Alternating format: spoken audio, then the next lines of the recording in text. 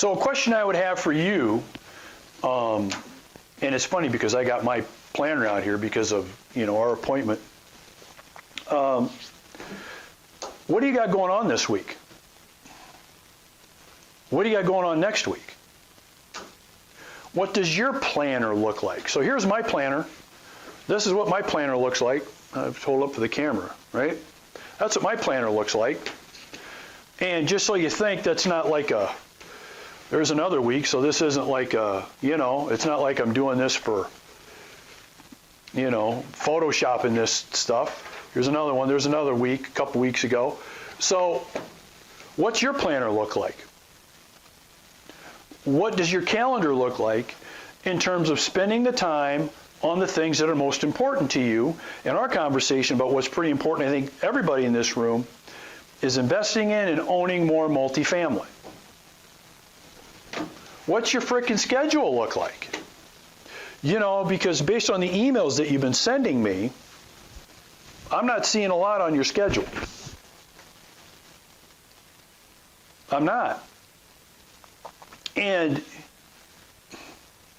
this is the obvious statement of the day, but you got to have frickin' massive, massive action to get to where you want to go so you'll pull the trigger on something. You're not going to find that ideal property that you're talking about sitting on your ass in front of a computer hoping that the internet will magically deliver it to you. It's not going to happen. Especially with the frequency that you want. So if you look at what I'm doing, yeah, of course I use technology, but I'm doing 8 other things at the same time. So I have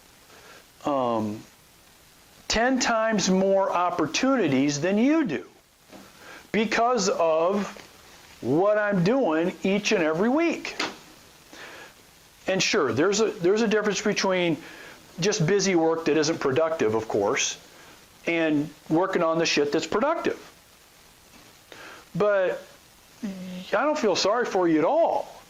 Because, if you really think spending an hour on the computer in the morning and calling a couple of brokers is going to get you the kind of opportunities that you want,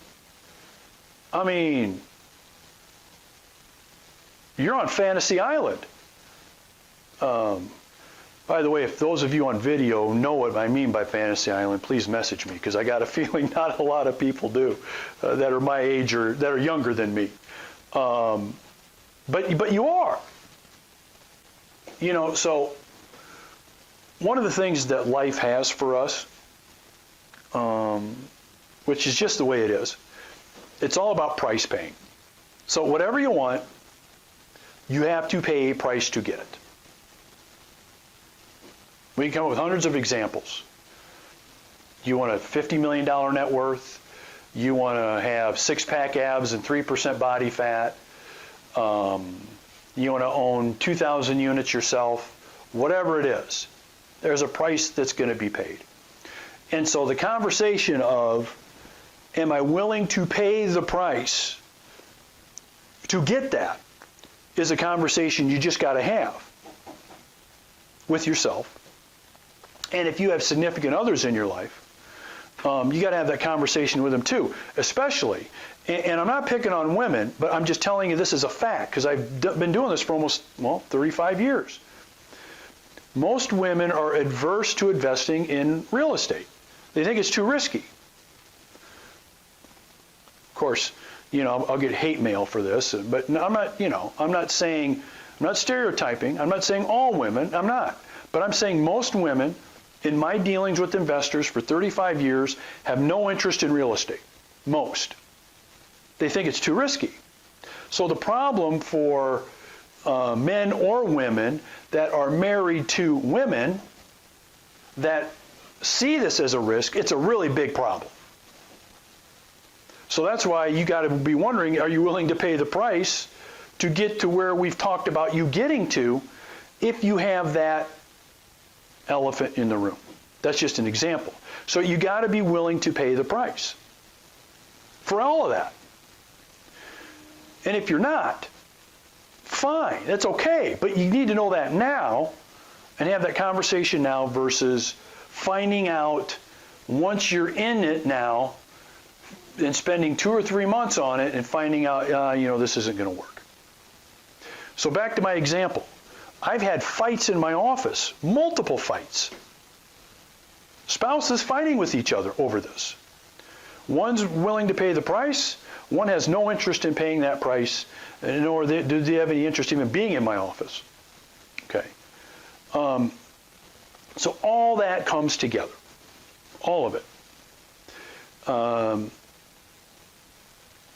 So the time it takes, what's necessary to do consistently with discipline is really the answer for you, and then deciding if you're really willing to pay the price. So I'll give you another quick example. I would love to do an Ironman triathlon. I would love it.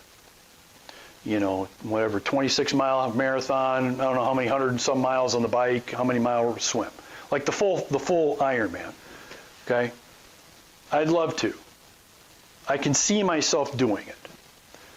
But am I prepared to pay the price to do it? Hell no.